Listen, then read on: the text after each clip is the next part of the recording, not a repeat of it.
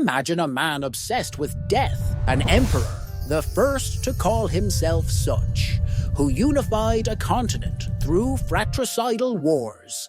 His name, Qin Shi Huang.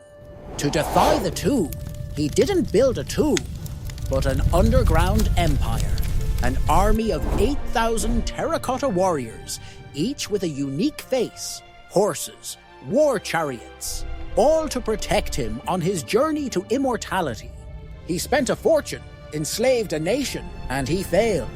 He died like all mortals. His dynasty, the Qin, crumbled in just 15 years, consumed by the very flames he had unleashed to forge his empire. But this is where the story gets strange, where other empires like Rome or Egypt fell and turned to dust and legend. China was reborn. From the ashes of Qin's tyranny emerged one of the most glorious and enduring dynasties in history, the Han. This is not an isolated incident, it's a pattern, an eternal cycle of death and rebirth that has repeated itself over and over for more than 3,000 years. China is the only civilization that has died and come back to life. How is this possible? What secret force, what powerful idea lies at the heart of this land that allows it to rise from its own ruins again and again? To understand this cycle, we must travel to the origin of the very idea of China, to the banks of the Yellow River, more than 3 millennia ago. Here, the Shang dynasty ruled through brute force and divination. Their kings consulted the future by burning oracle bones, interpreting the cracks to make decisions.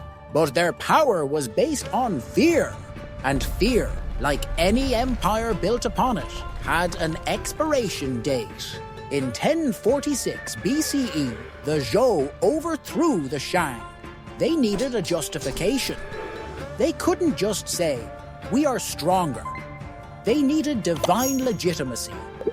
And so, one of the most influential political ideas in history was born: the Mandate of Heaven. The idea was brilliant in its simplicity.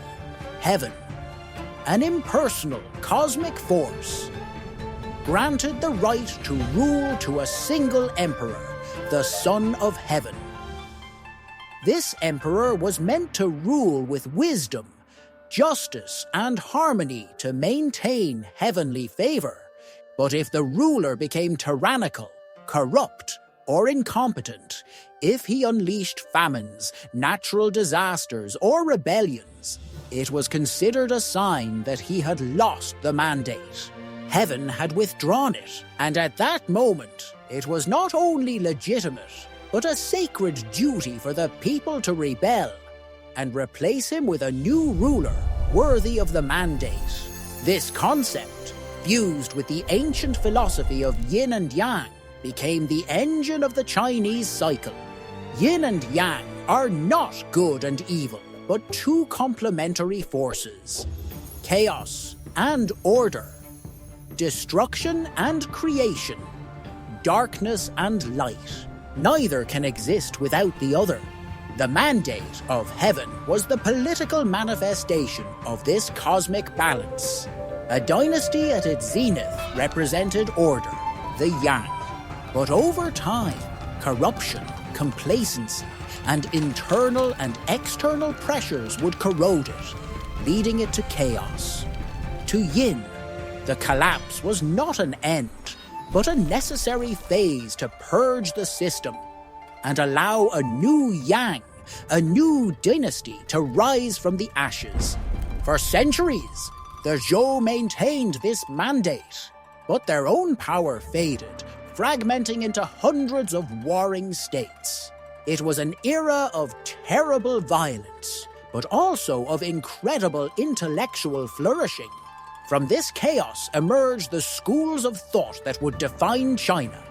Confucianism, with its emphasis on duty, hierarchy, and morality.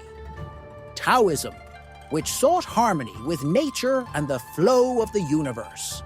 And legalism, which argued that humans were inherently selfish and could only be controlled by strict laws and brutal punishments. From this crucible of ideas and blood emerged the man who would change everything. Yin Zheng, king of the state of Qin. Addicted to the ideas of legalism, he believed that only through absolute force could China be unified. And he did it. With terrifying efficiency, he conquered all the other states, putting an end to the warring states period. In 2121 BCE, he proclaimed himself Qin Shi Huang, the first emperor of a unified China. His reign was an explosion of yang, of imposed order. He unified the writing, the currency, the weights, and measures. He connected existing defensive walls to create the first Great Wall. He centralized power like no one before him. But his yang was unbalanced, devoid of yin. His legalism was a relentless tyranny. He burned the philosophy books he considered dangerous, especially the Confucian texts, and executed the scholars who dared to challenge him. His quest for immortality led him to consume mercury, a poison that likely hastened his death. Upon his death, the empire he had built with blood and iron shattered. Popular rebellions erupted everywhere. The Qin dynasty, which was supposed to last 10,000 generations, collapsed in just 15. The first great cycle was complete. Tyranny had led to chaos. But from that chaos, a rebirth emerged. Liu Bang, a humble village official, rose to lead the rebels. Unlike the first emperor, he understood the need for balance. He had learned the lesson of the Qin.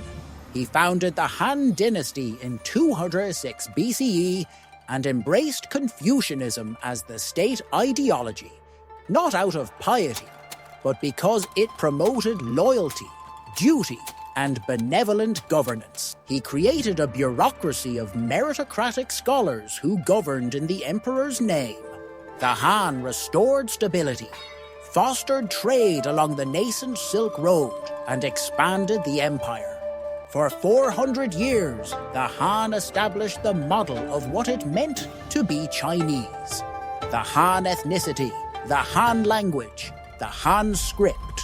Their legacy is the very identity of China. But even the great Han dynasty was not immune to the cycle. Corruption spread through the court. Eunuchs amassed undue power. Invasions by the Xiongnu nomads in the north, and devastating peasant rebellions, such as the Yellow Turban Rebellion, weakened the empire from within and without. In 220 CE, the collapse was inevitable. The empire fragmented into 3 warring kingdoms, plunging China into a century of bloody division. The cycle repeated itself, chaos followed by rebirth, after a brief period of unification under the Sui dynasty, which, like the Qin, was brutal but ephemeral, came the Golden Age. The Tang dynasty, which ruled from 618 to 907, is considered by many to be the high point of Chinese civilization. Its capital, Chang'an, was the largest and most cosmopolitan city in the world.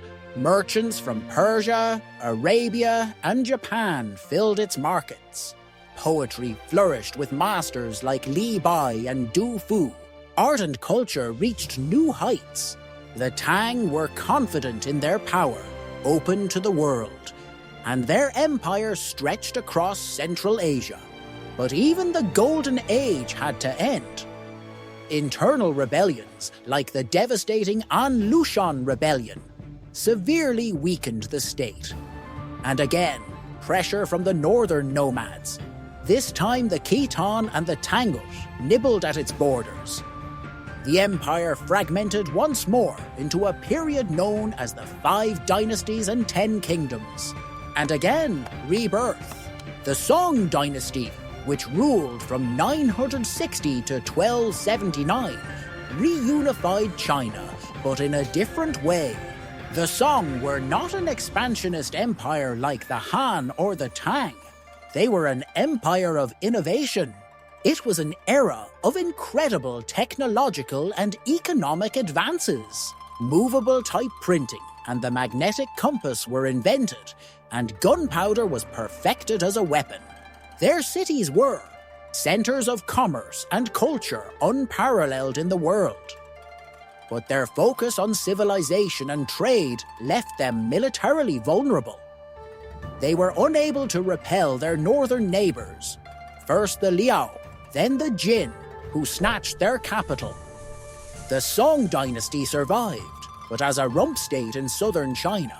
And then came a blow that no previous cycle had foreseen: a total conquest by foreigners. The Mongols, led by the formidable Genghis Khan, and his grandson Kublai Khan, swept across Eurasia. Their conquest of China was brutal and protracted. In 1279, Kublai Khan completed the task, founding the Yuan dynasty.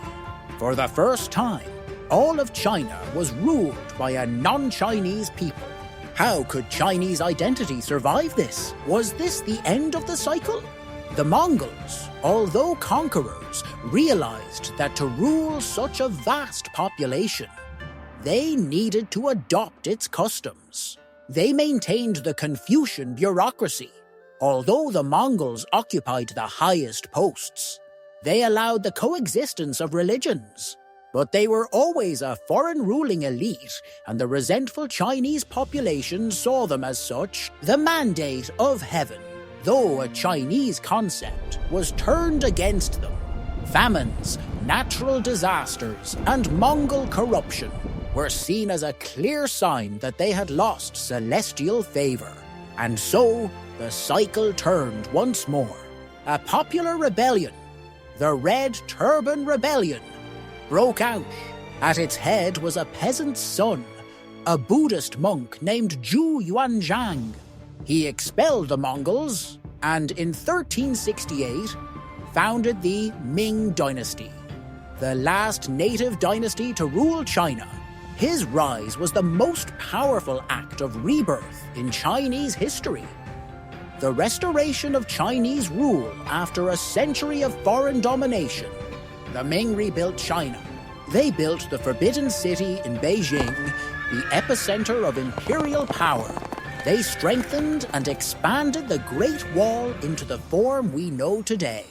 And under the Yongle Emperor, they launched the treasure expeditions, massive fleets led by Admiral Zheng He that explored the Indian and Pacific Oceans, decades before Columbus's voyages. China was once again at the center of the world. But this Yang phase contained the seeds of its own yin. After the Yongle Emperor's death, China turned inward. The maritime expeditions stopped, the fleet was destroyed. The empire isolated itself, convincing itself that it was the center of the universe and had nothing to learn from the outside. Corruption returned to the court.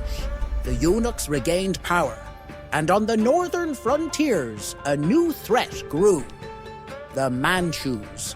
In 1644, a combination of internal rebellion and the Manchu invasion brought down the Ming. The Manchus, another non-Chinese people, conquered the country and established the Qing dynasty, the last imperial dynasty. The cycle seemed to have changed. Now the rebirth came. Through foreign conquerors who, like the Mongols, adopted Chinese customs to rule. The Qing ruled for centuries, presiding over a massive territorial expansion and unprecedented population growth. But in the 19th century, the cycle faced a completely new challenge. The West, Western powers, with their superior military technology and their thirst for trade, forced open China.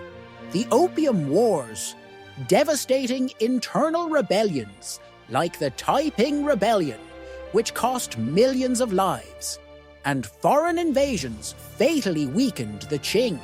The old cycle of internal collapse and rebirth was broken. The 20th century collapse was not followed by a new imperial rebirth, but by the end of 3,000 years of dynastic rule and the birth of a new form of China, a republic, and later, a communist republic. Today, the Forbidden City no longer houses a son of heaven. The Silk Road has been replaced by railways and global shipping routes. But has China's eternal cycle truly ended? The central idea, the concept of a unified and centralized China that must be restored after a period of chaos and division, remains an incredibly powerful force in the Chinese psyche. The mandate of heaven is no longer invoked, but its logic underpins the legitimacy of the current government, which bases its right to rule on prosperity, stability, and the restoration of national pride after the century of humiliation. The balance of yin and yang remains a fundamental metaphor for how the Chinese understand change and resilience. The story of China is not just a succession of dates and battles. It is the story of an idea so enduring, so flexible, and so deeply rooted that it has allowed this civilization to survive everything: tyranny and anarchy, invasion and conquest, collapse and rebirth. It is the idea that creation is always born from destruction, and that unity, even when lost, must always be recovered. This is China's eternal cycle, a cycle that has not ended, but has simply changed form. An echo that resonates through the millennia and continues to define one of the world's oldest and most resilient civilizations. To understand the present, we must unearth the truths of the past. Truths that are buried in the ruins of palaces, written on ancient oracle bones, and reflected in the unchanging eyes of a terracotta army. Here, on Ancient Truths, we continue our journey to discover the patterns that have shaped our world. Join us as we explore the cycles of other great civilizations and unravel the mysteries that history holds hidden. The past is not dead. It is waiting to be told.